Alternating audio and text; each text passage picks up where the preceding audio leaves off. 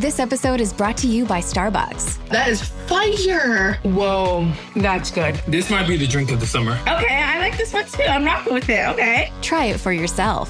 Starbucks Refreshers concentrates are coming home. Find them in the coffee aisle and make it yours.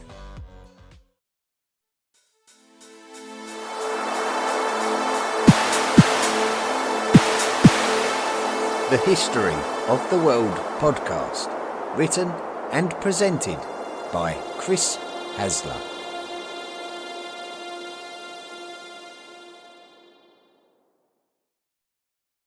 Volume 4, The Medieval World, Episode 14, Romano-Barbaric Italy.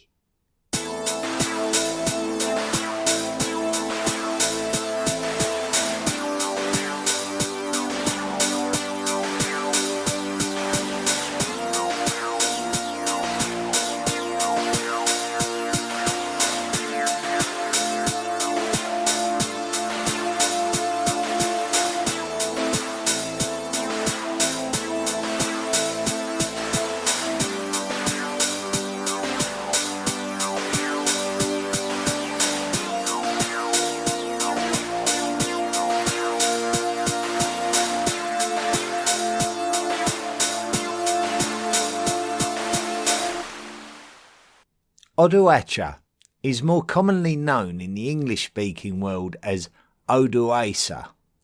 In the Greek-speaking world, he is known as Odoacros. Sometimes we see his name with the letter V in it too, so it reads Odovacer. We have encountered him before as the first Western Roman emperor who ruled after the fall of the Western Roman Empire. The fall of the Western Roman Empire is commonly known to have happened in the year 476, although it wasn't necessarily the occasion that we reflectively look back upon it as. In 476, simply speaking, the Western Roman Emperor was deposed by Odoacer, who took control of the Western Roman Empire himself. This is not something uncommon in Western Roman Empire history. A great many emperors were deposed over the centuries and replaced. So why was this occasion so special then? The Romans had always had their problems with the barbarians. The barbarians were not a race of people. The barbarians were a collective name that the Romans had for the less civilised tribes who lived across their northern frontiers and were partial to a bit of raiding of Roman territory. It just so happened that many of the barbarians were of a Germanic culture and language. The concept of a German culture was first determined when Roman scribes from the age of Julius Caesar sought to distinguish Gauls from their semi-nomadic neighbours. Over time, many different Germanic tribal groups were made distinguishable as the time of the Roman Empire elapsed. These include the Marcomanni, the Suebi, the Alemanni, the Goths, the Franks, the Saxons, the Vandals, the Gepids, and the Lombards, just to name a few. Examples of non-Germanic barbarians are the Gauls, the Alans, and the Huns. The reason why the year 476 is so significant in our concept of Roman history is that when the man known as Odoacer deposed the Roman Emperor Romulus Augustulus, it represented an acknowledgement that the old establishment of an empire governed from the Italian city of Ravenna no longer reflected the political circumstances, and that the true Roman Empire was now in the east. And the fact that Odoacer, a man of Germanic stock, had taken control meant that if the Western Roman Empire wanted to claim Roman identity, then it would need to recognise the power of the Eastern Roman Empire. This meant that Odoacer would need to be accepted as the new ruler of the Western Roman Empire by the Eastern Roman Emperor in order to validate his usurpation. Odoacer represented a loyalty to the Eastern Romans that was not present in Western Rome at its conclusion. But now that the Western Roman Empire had been confined to the Italian peninsula since the loss of its lands to other European peoples, Western Rome was seen as no more than a kingdom of the Italian peninsula. This rebalancing of European power suited the Eastern Roman Empire nicely, who would now be recognised as the real home of the Roman Empire. This is how the first Kingdom of Italy was formed, and how Odoacer became the first Rex Italiae, or King of Italy. It is important to add that when we state that Odoacer was a man of Germanic origin, it's a bit of an assumption because there is little in the way of firm evidence of his origins. Many sources strongly suggest a Germanic origin, but some historians argue that his ethnicity can be questioned, with one example suggesting that he was actually Hunnic. Either way, we know that the importance of the Western Roman Empire was diminished, with Odoacer being more than happy to be a humble king, as opposed to a mighty emperor. Although Odoacer deposed an anti-Constantinople regime and claimed to rule Italy on behalf of the Eastern Romans, the reality is that all the rulers of Italian lands had no interest in being subject to the Eastern Romans. Odoacer knew that the Eastern Romans would try to control him, and the Eastern Romans knew that Odoacer would not just do whatever they asked. This trend of Constantinople attempting to control the ruling dynasties of Italy would come to cause a great deal of suffering for the peoples of Italy as the story of post-Roman Italy played out. Initially, Roman culture and structure continued on, with a Roman Senate and Roman statesmen still involved in the governance of Italy. But the situation was evolving and would continue to evolve. The ruler of the Eastern Roman Empire was a man called Flavius Zeno. Zeno had great issue with the outgoing regime of the Western Roman Empire, but there's no record of him giving Odoacer his direct blessing to rule over Italy. It was much more of a case of Odoacer pledging allegiance to Constantinople and declaring himself as just a king in order to not instigate Zeno into opposing him. Zeno really did not trust Odoacer though, viewing him as the barbarian that he was. Theodoric the Great. Odoacer was a deputy of the Roman military commander Orestes, who deposed the Western Roman Emperor Julius Nepos. Orestes declared his teenage son Romulus Augustulus as the new Roman Emperor.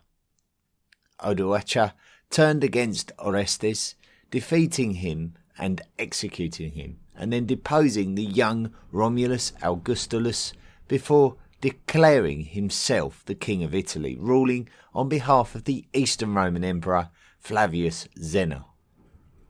Despite Zeno being a supporter of Julius Nepos, and therefore making him an opponent of Orestes, the actions of Odoacer, overthrowing the tyranny of Orestes before declaring himself as a ruler, ruling in the name of the Eastern Roman Empire, did not sit well with Zeno, who did not trust this barbarian ruler. Zeno was right to not trust Odoacer, because Odoacer during his reign as Italian king was happy to raid the lands of the Eastern Roman Empire. The Eastern Romans were quite used to having their comparatively fruitful lands raided by barbarians, however. Certainly the Ostrogoths, who had founded their heartlands in Pannonia, were also happy to raid Eastern Roman lands too. The Ostrogoths were a branch of Gothic peoples who had stayed in Eastern Europe while their Visigothic cousins ventured westwards to found their new kingdom in southern Gaul and the Iberian Peninsula. The Ostrogoths would often be in service to the mighty Hunnic Empire in the middle of the 5th century before Hunnic power waned, leaving the Ostrogoths to establish their own independent kingdom in the vacuum left behind.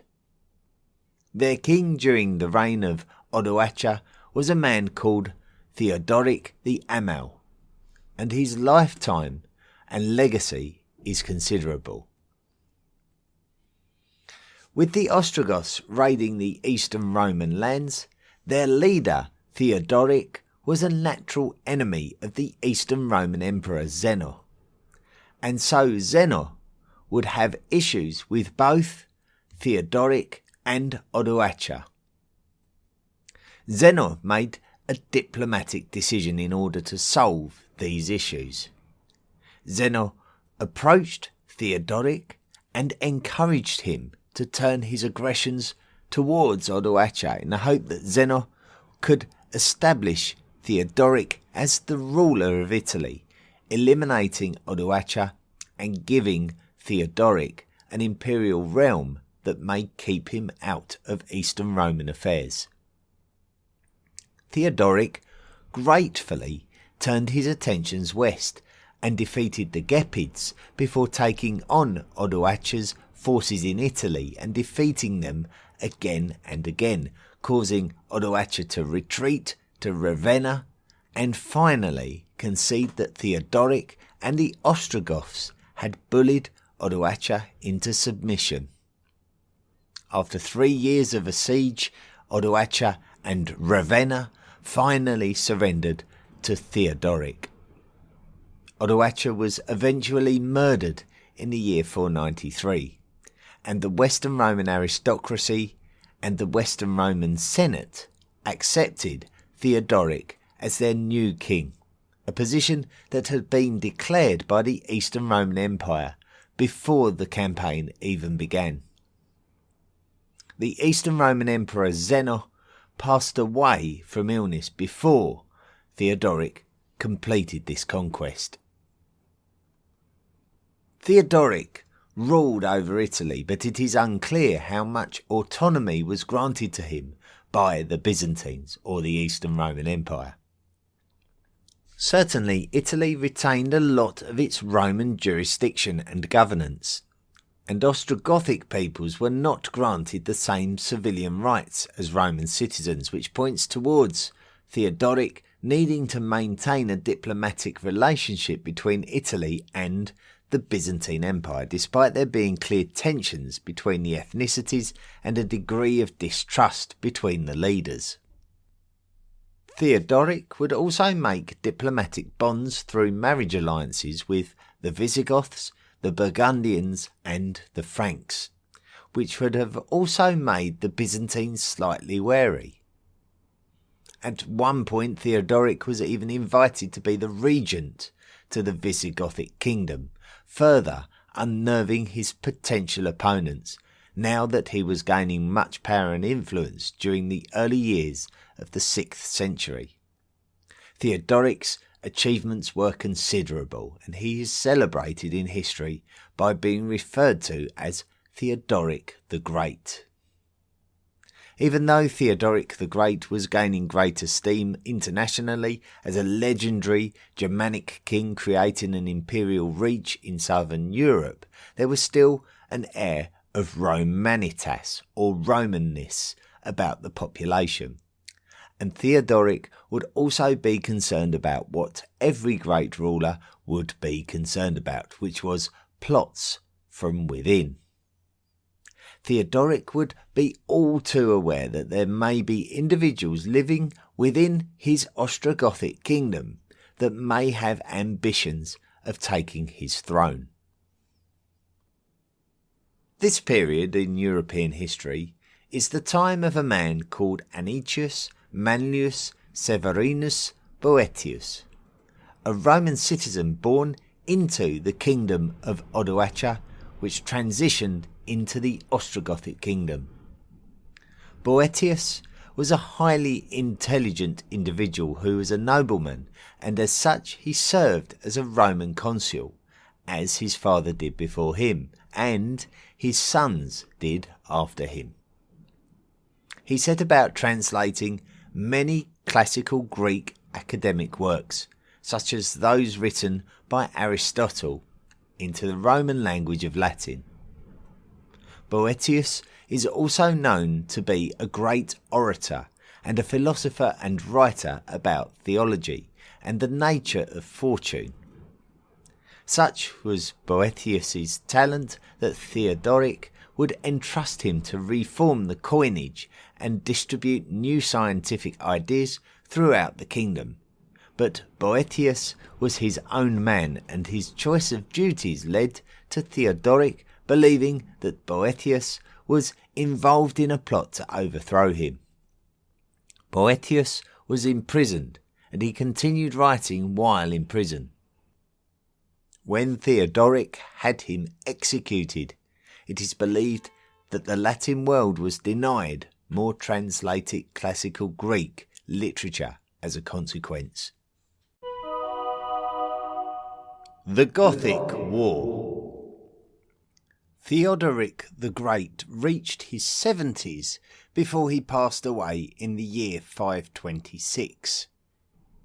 Theodoric had been married to a Frankish woman called Audafleda, herself a daughter of the Salian Frankish king Childeric I, and so subsequently the sister of the first king of all the Franks, Clovis. This political marriage produced 3 children, but all of them were daughters. So Theodoric was succeeded by his grandson, Athalaric. Athalaric's mother was Amalasuinta, Theodoric's daughter, and due to Athalaric being just 10 years old, Amalasuinta would become the regent of the Ostrogothic kingdom. Amalasuinta had very clear ideas about how she wanted Athalaric brought up, with an education in Roman tradition, which was not a welcome idea with some of the Ostrogothic nobles fearing that Amalasuinta was steering the kingdom away from Ostrogothic independence and nearer to Byzantine culture. It may have been Amalasuinta's overbearing nature that took away any sense of responsibility that her son Athalaric may have had.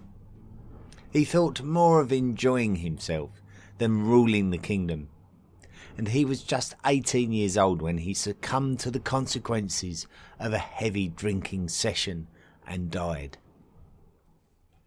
Amalasuinta was aware of dissent among Ostrogothic nobles after she had openly negotiated with the Byzantine Emperor Justinian, and executed 3 particular Ostrogothic nobles on suspicion of plotting to overthrow her.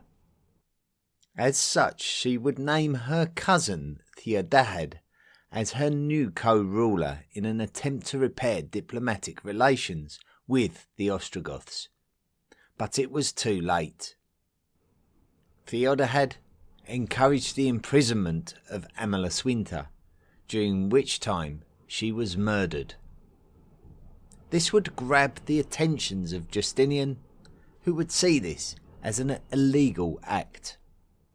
As Justinian had already taken back the lands in North Africa from the Vandals, he now had a good position from which to invade Italy, and events there had played out in such a way to give him a legitimate excuse to attempt to recapture the original homelands of Roman culture as part of his Renovatio Imperii Romanorum, which is the name of his conquest to reconquer lost Roman imperial lands, such as Italy, of course.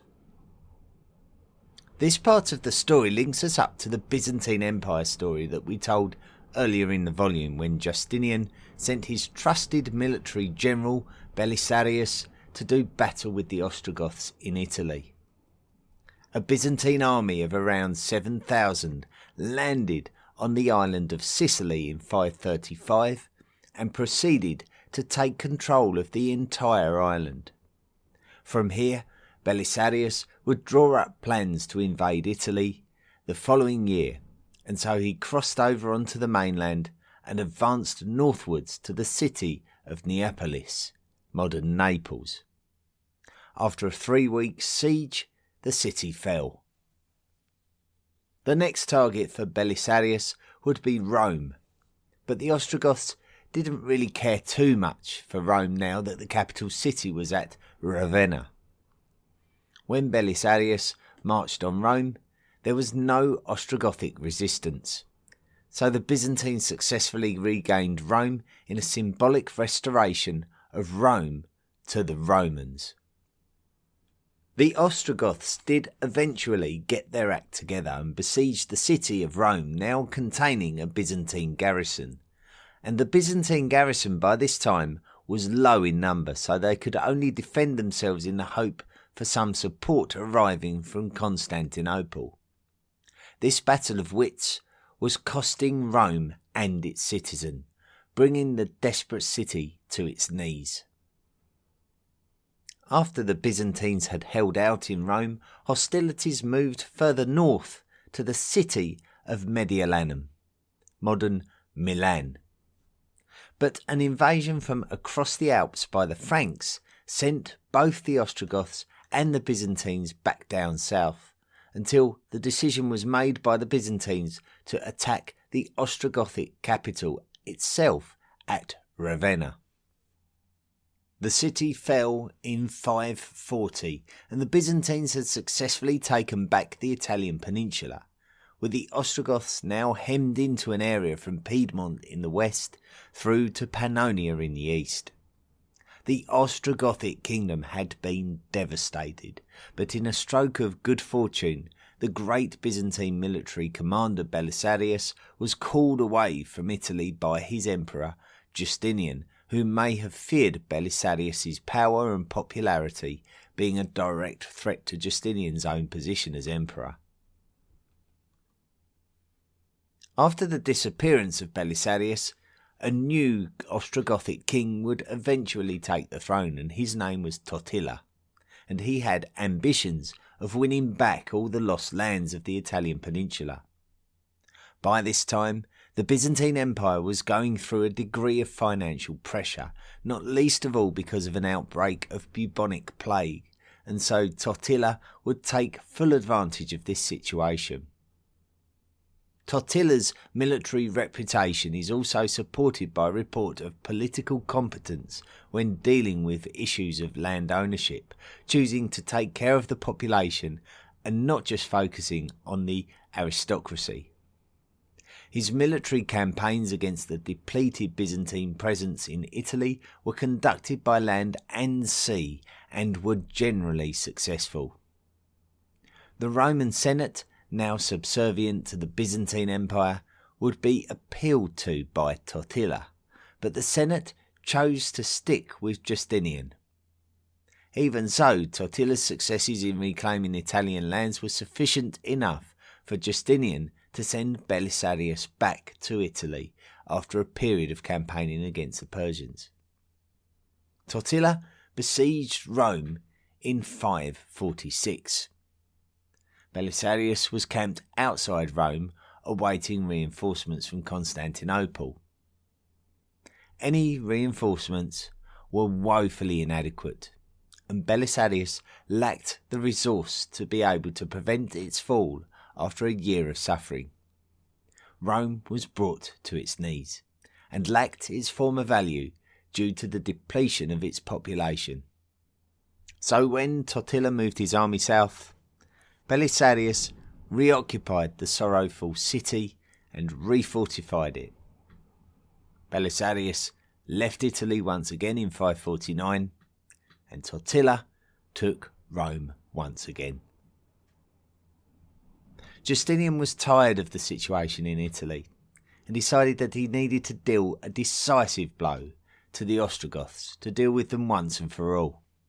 So he amassed an army that also comprised of Germanic mercenaries and totalled between 20 and 30,000 men.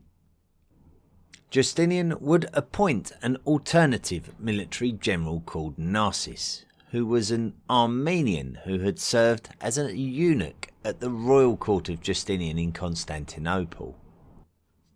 Narses led this force across the Adriatic Sea and landed on the eastern coast of the Italian peninsula. He met with the Ostrogothic forces of Totila in the summer of the year 552 at the Battle of Tegini. Initially, it was a battle of diplomatic wits between the two leaders before their armies finally engaged. Totila's forces were outnumbered, and he tried to employ delaying tactics in order to buy time for reinforcements to arrive. The reinforcements did arrive, led by the Ostrogothic military commander Tia. Despite the arrival of the reinforcements, Narses was still equal to the challenge, and he was able to outwit the highly respected Ostrogothic king Totila and defeat him in this battle, killing Totila in the process. Tia would take the Ostrogothic crown, but Narses would spend the following weeks capturing land, including the city of Rome, and pursuing Tia, who was desperately attempting to reorganise the Ostrogothic army. The decisive blow came at the Battle of Mons Lactarius, when Narses defeated Tia's forces and killed Tia in 552. This spelt the end of any kind of Ostrogothic rule in Italy, with Tia being the last known king. The Byzantines had taken control of all of the Ostrogothic territory, creating a Roman Empire resembling the size of glorious Roman empires of the past. The Lombards. Mercenary Germanic armies that assisted the cause in Italy included the Gepids and the Heruli, but the biggest presence was made by the Lombards, who are estimated to have sent 5,000 individuals to help the Byzantines oppose the Ostrogoths. The Lombards had already benefited from the weakening of the Ostrogoths during the Gothic War by taking control of the Pannonian lands. Meanwhile in Italy, the Byzantine success there was hardly worth celebrating, as the lands of Italy had been so torn apart by decades of warfare that they were barely worth the sacrifices made. The Byzantines lost their interest in Italy somewhat and left smaller forces there in order to govern and protect the lands. So, from being the wealthiest place in Europe, Italy was now quite undesirable. A new migration of nomadic steppeland peoples appeared from the east and into Europe during the 560s, and they would approach the lands of the Pannonian Basin occupied by the Lombards and the Gepids. The king of the Lombards was a man called Alboin, and he negotiated a deal with these migrants to eliminate the Gepids, thus allowing them to occupy Gepid lands. So the Gepids were defeated and the Gepid kingdom was wiped off the map of Europe to make way for the migrants known to history as the Pannonian Avars. Alboin decided that it may be wise to migrate westwards to avoid a conflict with the Avars, and this would bring Alboin and his Lombards into the Byzantine lands of Italy. The Lombards took control of many northern cities of Italy, establishing duchies based at these cities. The Byzantines would attempt to resist in some places rather than others. Rome, Naples and Ravenna remained with the Byzantines, whereas the Lombards took control of patchy areas of the Italian peninsula. So Italian territories would go back to being under different political rulers, something not really seen for any established period of time since the days of the Roman Republic and the dawn of the Punic Wars. The Lombards weren't a particularly powerful entity, but the Byzantines were in no position of strength, especially in Italy. Alboin didn't really get to enjoy his new Italian home for very long, as he was killed in a coup d'etat in 572. The biggest power in Europe going into the 7th century was the Franks, and the Lombards had to show due respect to the Franks in order to prevent invasion of their Italian lands from the north, even offering military support to appease them.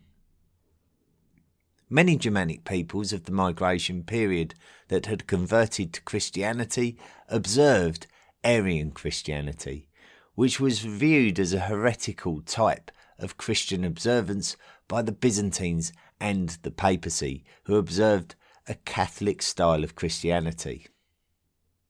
The Lombards also followed the Arian tradition of Christian observance, but there were already a number of Catholics among their number.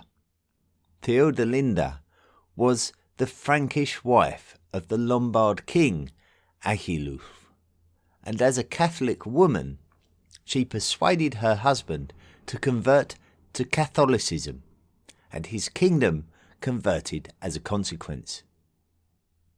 So, with much of Italy now destroyed, and peoples choosing to migrate away from the peninsula, the rich culture and wealth of Italy that had once existed under the Roman Empire was now a memory, and the politics of Europe was flourishing elsewhere now. As such, the Roman constitutions, such as senatorial politics and advanced academia, were no longer seen in contemporary literature. Constantinople was now the home of Roman culture, and Rome was now just a highly respected bishopric of the Christian world. The Lombards, unlike the Ostrogoths and the realm of Odoacer before it, didn't resemble a continuation of the politics of the Roman Empire. As a consequence, we don't really have a lot of in-depth information about the politics of Lombard Italy in the early 7th century by comparison. We do recognise that the Byzantine Emperor Constans II showed a renewed interest in Italy, despite the fact that the Byzantines held control of the major cities of Middle Italy anyway. He wanted to push the Lombards out, and he would relocate his court in Rome in an attempt to exercise a plan to invade and conquer the Lombard Duchy of Benevento, and link up Byzantine Middle Italy to the Byzantine territories in the far south of the peninsula. However, the Beneventani stood firm and resisted, and Constans had too much in the way of internal opposition to his reign, not even to mention that the Muslim Arabs were now becoming a huge problem for the Byzantines in the east. Constans ended up being assassinated, and the status quo in Italy was maintained. We can see that cultural aspects seem to migrate between the two cultures of Italy, the Lombards and the Byzantines, and we can see facial mutilation was taking place among important Lombard statespeople, which is something we described to be going on in the Byzantine court during a previous episode. Facial mutilation such as rhinotomy, the act of slicing the nose, would render the individual disqualified from being able to rule their kingdom or empire according to law, particularly in Constantinople. The Lombard king Liutprand, who ruled in the 8th century, escaped such treatment in his young life, but his older relatives certainly suffered from facial mutilation, such as rhinotomy and blinding, which we see a lot of cases of in Byzantine history. Liutprand would eventually come to rule over the Lombards at a key time in the history of Christianity, and this in itself would present opportunities to the Lombards.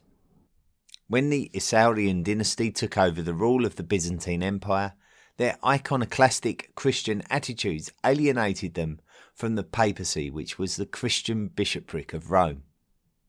The papacy viewed itself as the correct Christian authority, with its home at St. Peter's Basilica representing the authority of true Christian worship. The Byzantines opposed this attitude by suggesting that the home of Roman culture was now in the east, and therefore the bishopric of Constantinople was the true authority of the Christian Church. The Byzantine population of Italy would have to think about whether they agreed with Rome or Constantinople. Let's remind ourselves now of the politics of Italy. Fundamentally, two powers existed in Italy during this period, and they were the Lombards and the Byzantines. Lombard territories were separated due to the fact that the lands of Middle Italy, including the cities of Rome, Naples and Ravenna, which were Byzantine territories, formed a barrier between Lombard territory in the north and Lombard territory in the south. Likewise, the Lombard territory in the south, centred at the cities of Spoleto and Beneventum, modern Benevento, separated the Byzantine territories of Rome, Naples and Ravenna from the Byzantine possessions in the far south of the peninsula, which included the island of Sicily. The culture of the separated Byzantine territory was highly influenced by the Pope, and as such it would gradually distance itself from the Byzantines and eventually give birth to the medieval realm called the Papal States. Likewise, the separated Lombard territories of the Duchy of Spoleto and the Duchy of Benevento maintained a certain degree of autonomy in order to protect themselves. All of the Lombard territory was regarded as a kingdom, with its overall rule being conducted from its capital city of Pavia in the far north of Italy. But Lombard, Spoleto and Benevento would not blindly follow the Lombard kingdom if circumstances did not suit them. With the tensions between the papacy of Rome and the Byzantines now escalating, each entity would welcome support from Lombard duchies. The Pope at the time was Gregory II, and he would seek the support of the Lombard duchies of Spoleto and Benevento, because the Byzantine Emperor Leo III had ordered the Byzantine Exarchate of Ravenna to march on Rome and capture Gregory, likely in order to install their own Byzantine-approved Bishop of Rome in his place. Ravenna would turn to the Lombard king Liutprand for support, and he would be quite obliging. This political situation would briefly put the Lombards against their own duchies in the south. Liutprand's motivations were his own political expansions, and despite the headline news being the iconoclastic controversy between the Pope and the Byzantines, the influence and attitudes of Liutprand and the Lombards was absolutely key to the outcome of this situation in Italy. Liutprand's stock was made all the more powerful by the fact that he had a strong relationship with the most influential man in the Frankish kingdom, Charles Martel.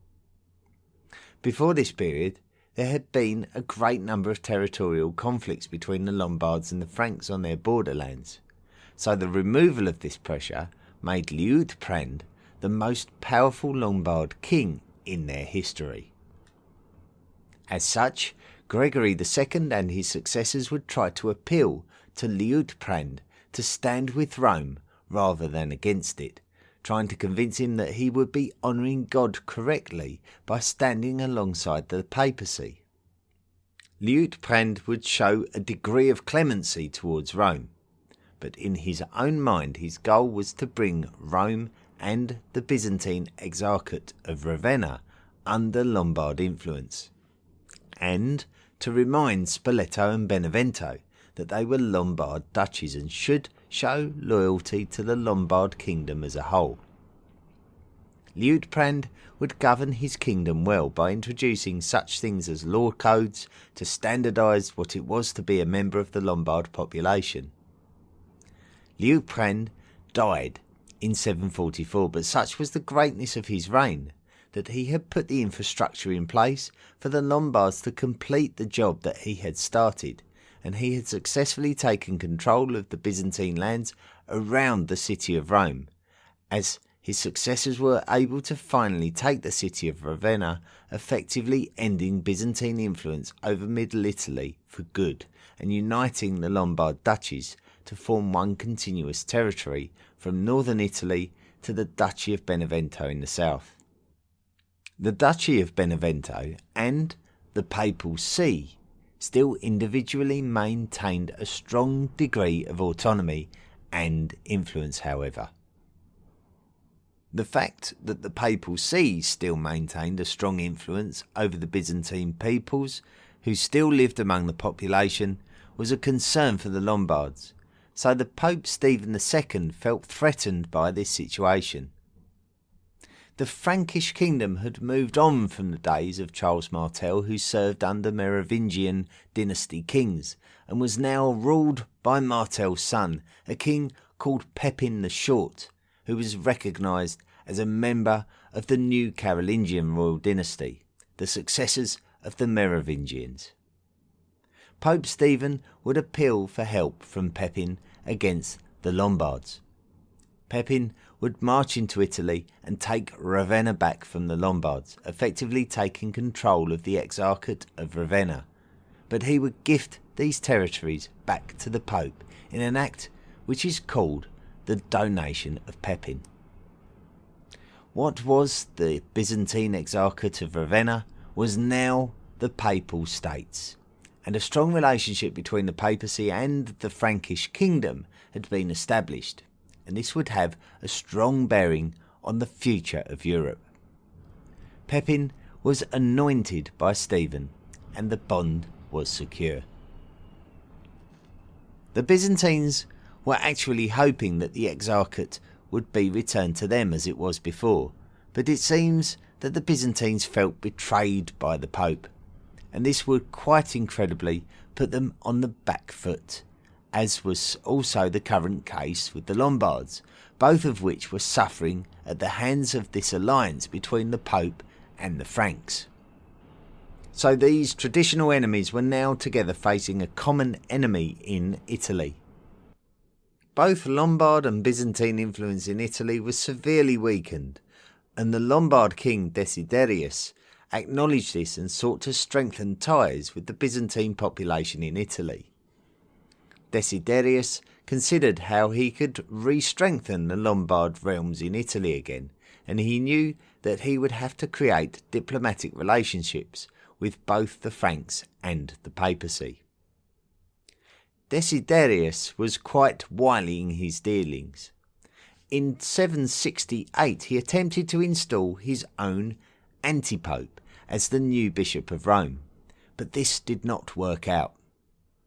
This was also the same year that the Frankish king Pepin the Short died, and his vast territories were inherited by his two sons, Carloman and Charlemagne. Desiderius would offer Charlemagne his daughter's hand in marriage in order to strengthen his position against the papacy. But the papacy was quick to remind Charlemagne that as Pepin's successor, it was his responsibility to protect the papacy. When Carloman died in 771, Charlemagne became the sole Frankish ruler and did no longer have any need for Lombard support, so the marriage alliance was annulled, much to the pleasure of the Pope, and Charlemagne prepared to invade Lombard territory. Desiderius really did not have the strength to resist the invasion of Charlemagne when it did finally come in 773.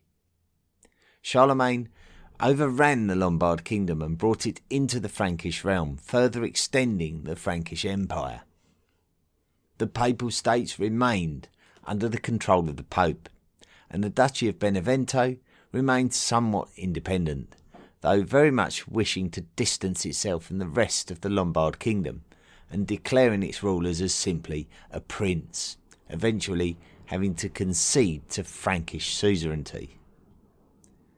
So this would signal the end of the kingdom of the Lombards and the beginning of the road to the High Middle Ages, where the Papal States were now an established territory, no longer anything to do with Byzantine politics. The papacy made it official that the Frankish king Charlemagne was the recognised protector of what the papacy perceived to be the true heartlands of Roman culture and the true authority over the Christian Church, by granting him the title of Holy Roman Emperor, which was a title that had great political influence up until the beginning of the 19th century, centuries after the fall of the Byzantine Empire.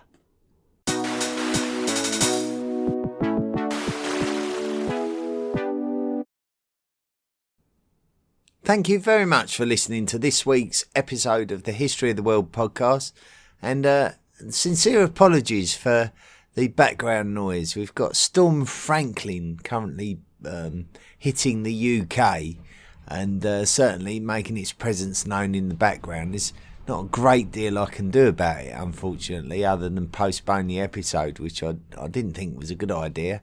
I thought it'd be best to just soldier on. I don't think the storm should be causing too much disruption, but I just wanted to point out that I'm aware that you can hear it in the background, and I apologise for that. So hopefully one day I'll I'll have my own studio that I can shut myself into, and we don't have to listen to these gusts of wind hitting my front room windows while I'm recording. So anyway, nonetheless, I would like to thank you for listening to this week's fascinating episode about the history of Italy after the fall of the Western Roman Empire. And we can tend to shut our eyes to what was going on after the fall of the Western Roman Empire, but in a lot of respects what happened in the wake of that is much more interesting than what was going on beforehand. And we can see that there were many different influences vying for control of the Italian peninsula, and ultimately it really was the Italian peninsula itself and the population of Italy who suffered as a consequence of these many different entities, the Ostrogoths and the Lombards and the Franks, battling away over these territories with the likes of the Byzantines and eventually the Papal States. So really intense politics leading to a lot of misery and suffering for the people, but nonetheless a very interesting part of Italy's history, and it was great to be able to tell the story of it today. The Ancient World Cup. Okay, let's have a look at this week's World Cup.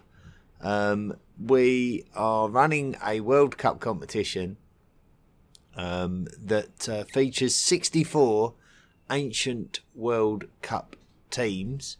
The point of the competition is to find out who your favourite ancient group of people are, and so ultimately we're going to knock everyone out until we're left with just one team standing tall at the end. And the way that we do this is via a voting system which takes place on our social media pages, Facebook, Twitter and the Tapper Talk discussion forum.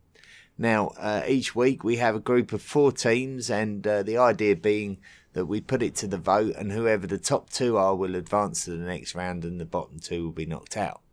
This week was Group M, and it featured the Medes, the Anglo-Saxons, the Mauryans, and the Olmecs. So we've got quite a good array of teams there. We've got someone from the Middle East, someone from the British Isles, someone from India, and someone from Central America there. Let's find out how you voted. So the winners of the group, with 47% of the votes, were the Olmecs, those large head producing Mesoamericans from over 3,000 years ago. Second place in the group, with 35% of the vote, were the Anglo-Saxons. Very much a fascinating, especially for me being an Englishman, very fascinating race of people there who sort of established eventually they established the nation of England, and they're through to the next round.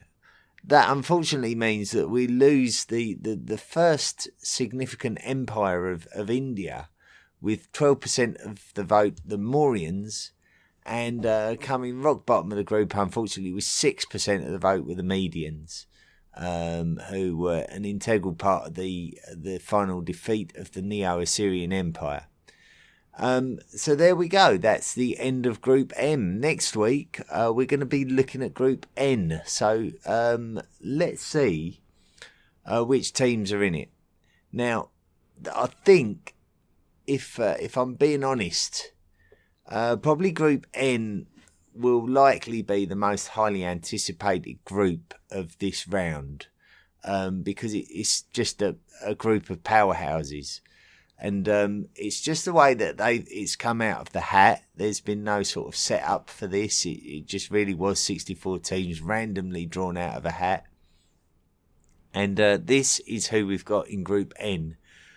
Possibly one of the favourites for the entire competition. The Romans are in there. Probably one of the greatest empires that the world has ever seen. We've also got in there the Spartans, whose legacy is probably greater than their actual existence. The Spartans have really been quite romanticised as this great archetypal warrior race of people from ancient Greece. In Group N, also in Group N, we've got the Nazca, who are this very, very mysterious South American group of people who were able to create these huge geoglyphs that we were just not able to even recognise these incredible creations until we were able to fly. We were able to sort of see them from the air. So really one of the great wonders of the ancient world, the Nazca. And then finally we've got probably the greatest rival of the Spartans, drawn out in the same group, the Athenians, who you could argue were really quite a lot of the basis of the success of the city of Rome before it became the Roman Republic that we knew it would become. It probably learned a lot from the embassies that travelled to Athens and met with the Athenians and their great democracy, what we call a democracy, this ancient democracy style of rule that existed there. So what a group that is. I'm really, really interested to see how you guys vote. We've got to lose two of them. It almost just seems ridiculous that we have to lose two of them, but that's the game that we're playing. So we must proceed. So look out for that. Starting from sort of Monday or sort of Tuesday, if you're over in the sort of the eastern hemisphere of the world, you'll be able to start voting, and we'll see the outcome next week. Illuminati question time. I just had to stop there and put some WD-40 on my chair to stop it from squeaking. I have to do that every so often.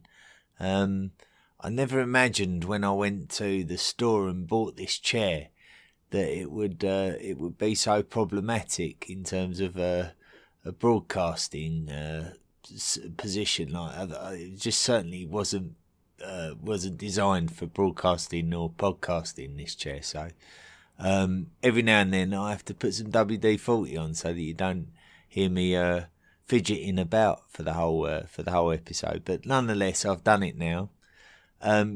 Illuminati question time is not a feature that we have every week. This one, is it? It's basically, I'll explain what it is. The Illuminati is an exclusive club for all of those financial benefactors of the podcast, people who donate through Patreon and through Buy Me a Book, and help me to keep the podcast going. We invite them to be a member of the History of the World podcast Illuminati, and as such, if you are a member of the History of the World podcast Illuminati, over time you will accrue the right to claim some of the rewards that we have on offer, and one of those rewards is the ability to ask a question of the podcast. Now, in terms of new members of the History of the World podcast Illuminati, I think now's the right time to welcome in Eric P, who joins this great long list of History of the World podcast Illuminati members. Thank you for your kind pledge and welcome, Eric. But this week we're going to be acknowledging one of our patrons who has asked for a question to be answered, and I'm about to read out that question now. It has been sent in to me by a gentleman called Andres Altazar. And he has put, both my parents were born in Estonia and immigrated to Canada at fairly young ages, where I was eventually born. I've always been immersed in the Estonian heritage and culture and have been lucky enough to visit once before they joined the European Union. My question is quite simple. Were there Estonian Vikings? One constantly hears and reads of the Norse, the Swedes and the Danes, but what about the people of the eastern shores of the Baltic Sea? Thank you kindly and take care, Andres. Well, I almost feel, Andres, that you might be in a better position to answer this question than me. What a great question initially. Incredible question. Well done. Estonia, what a great part of the world. I think anyone that would have asked me about Estonian history before I read that question, my first thoughts would be about the Northern Crusades and the settlement of the Teutonic Knights, because I don't really know a great deal about Estonia before that period, before the Northern Crusades, which were, almost, I don't know, off the top of the head, maybe around 700 years ago, perhaps. Now, I have got a few resources that I took a look at. My understanding of the Vikings really is that they were quite centred around Scandinavia and Jutland. That was really the heartlands of Viking culture, and wherever we found Vikings going forward, and that if we look west, we can look to the Faroe Islands, we can look at Scotland, we can look at Ireland, we can look at Iceland, Greenland. All of those places were settled by Vikings who were travelling from Scandinavia. That was really the heartland of Viking culture. And Viking culture really came about because of the geographical nature of the territory that they inhabited. There really just wasn't a great deal of fertile land to be cultivated. So when the populations grew, the only thing that someone could do was go Viking. And what I mean by that is that you get in your boat, you go somewhere, and you go and steal someone else's stuff, and that is what it was to go Viking. So Viking, as an original term, as I understand it, was more of a verb than a noun. However, they've come down to us in the modern age as these Vikings, these great, incredible, unique, brave warriors. These ruthless and brave warriors that went across the sea and started raiding these territories. But also, we don't really think about what the Vikings done to their east, to the east of Scandinavia, in those territories such as Finland and Estonia and the places along the Baltic Sea. And I suppose, what we do know is that there's definite evidence of travel in that direction, and we can look as far east as Staraya Ladoga on the Lake Ladoga in the modern country of Russia to see that the Vikings certainly travelled all the way along the Baltic Sea and then traversed the river whose name escapes me, that joins sort of St. Petersburg to Lake Ladoga. So I'm sure someone will correct me there. And then entered Lake Ladoga and conducted their raids or their trades, let's say, not just their raids but also their trades. So it does seem like it was more of a trade culture going eastwards. As a consequence, there is no doubt that Vikings actually, at the very least, visited sites in Estonia, and I suppose it will only be archaeological discoveries in Estonia that will ultimately tell us more about the Viking population of Estonia. Certainly when we track Estonian history, they refer to that period of time as the Viking Age of Estonia. So there's certainly an acknowledgement that Vikings would have been in or maybe even settled in Estonia, but there's just very, very scant evidence at this point. And so maybe one or two of your listeners will know more than I do about this subject, and it'll be great to hear from you. And I'm sure Andres would be thrilled to hear from you as well if you do have any further information about it. But certainly not a lot to sort of say that there's evidence of any Viking culture that emerged in the lands of Estonia. But if there were Vikings in Estonia, then certainly they would have been visitors, I would imagine, and it's highly likely that they were definitely there because we know that there were Baltic trade links, and they would have inevitably have had to have travelled past and no doubt landed in the lands of Estonia. So that's about it, really. I hope you're not too disappointed with that, but it's definitely worth discussing. And you've certainly earned the right to be able to ask that question as well. I offer you that right. I can't always promise that I will know the answer. We're just based on the science that we do have to hand. So hopefully we will find out more. It's a great question, and I really thank you for asking it, Andres. And hopefully we'll have more questions from Illuminati members in the future. Listener messages and reviews.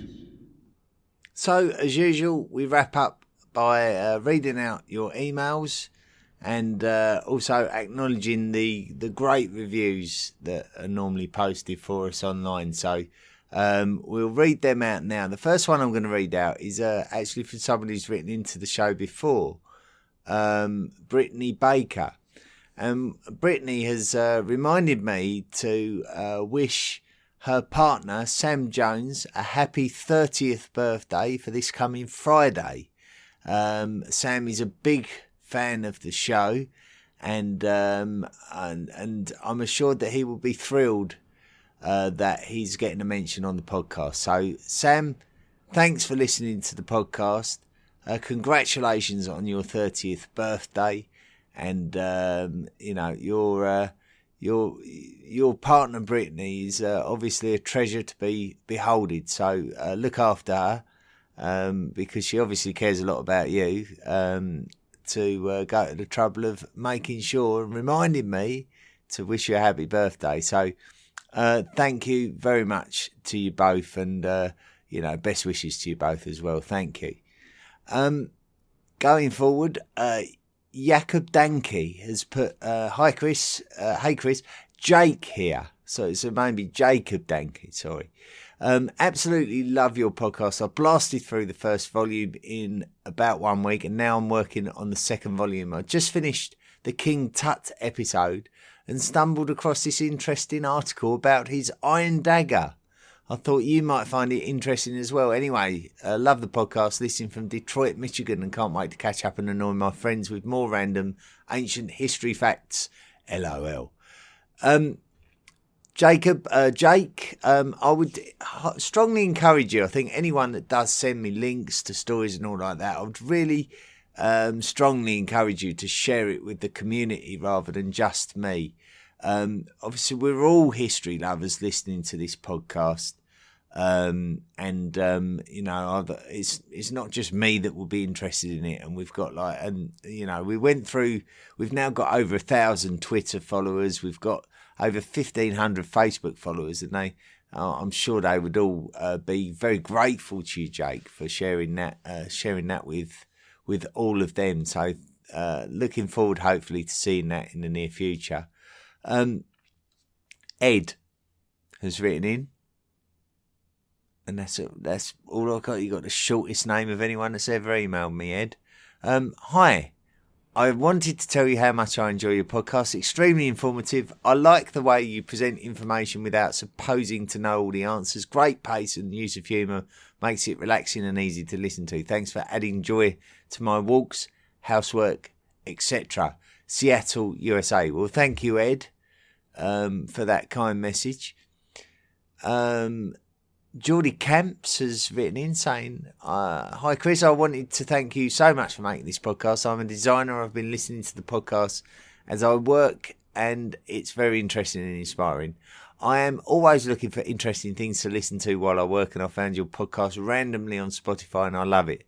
I'm on Unscripted 1 after episode 17 listening to it now. I just felt like I had to tell you how thankful I am to you for doing this. Thank you, Geordie Camps. Oh, cool. Unscripted episode 1. I can't believe that was a long time ago. Unscripted episode 1. I believe that I went.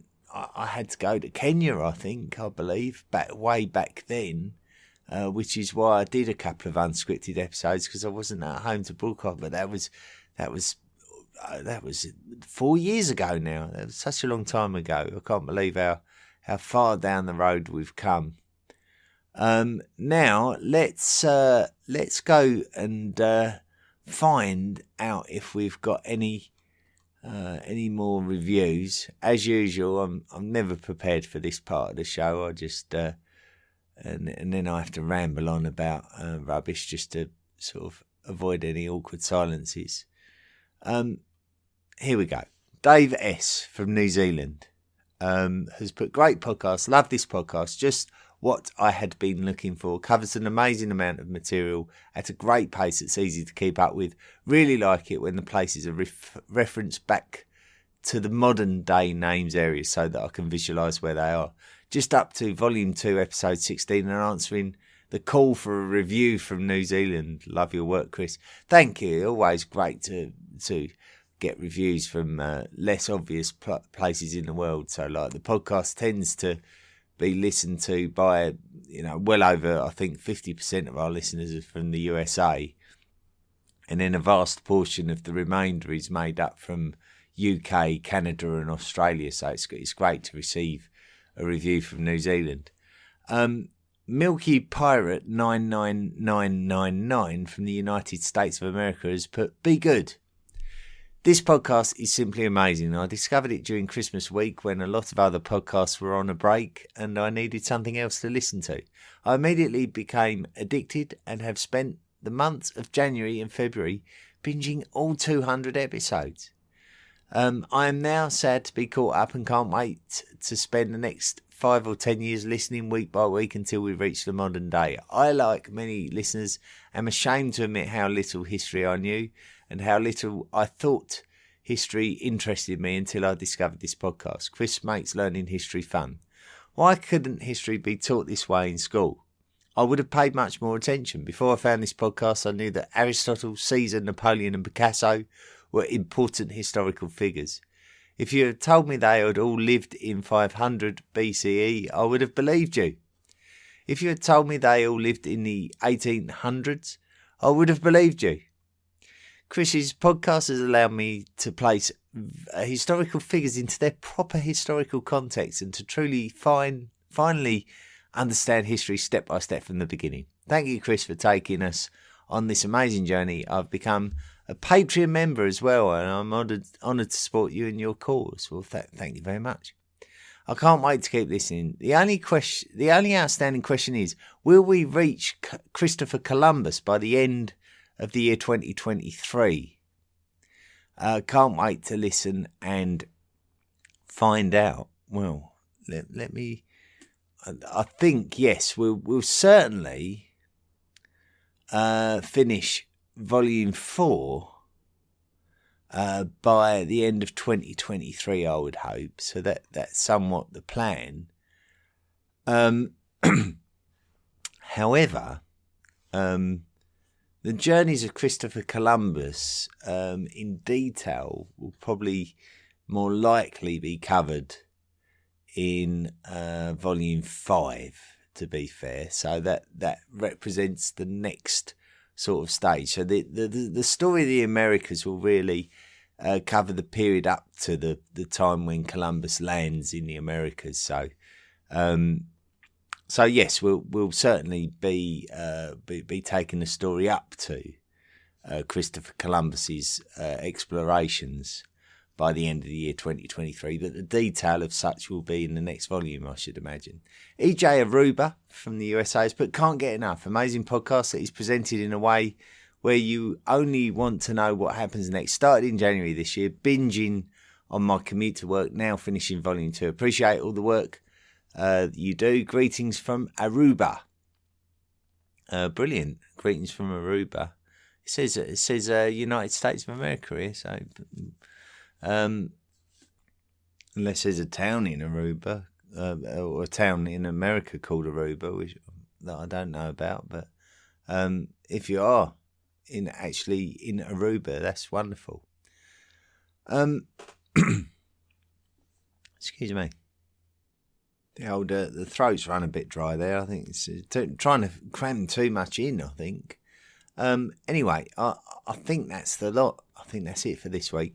Next week is going to be a fun week. We're going to be starting the story of the Franks, which are a major part of European history, as were the Visigoths and the Ostrogoths, to be fair to them. But certainly the Frankish story is probably the most significant Western European story when we look ahead to the emergence of the modern European stage. Certainly, the Franks were really an incredibly huge part of that, and from humble beginnings. So we're going to be looking at that initially next week. We're going to be exploring such characters that we've already mentioned in podcast episodes, such as Clovis, Charles Martel, and Charlemagne, and find out exactly who they were and how they fit into the Frankish story.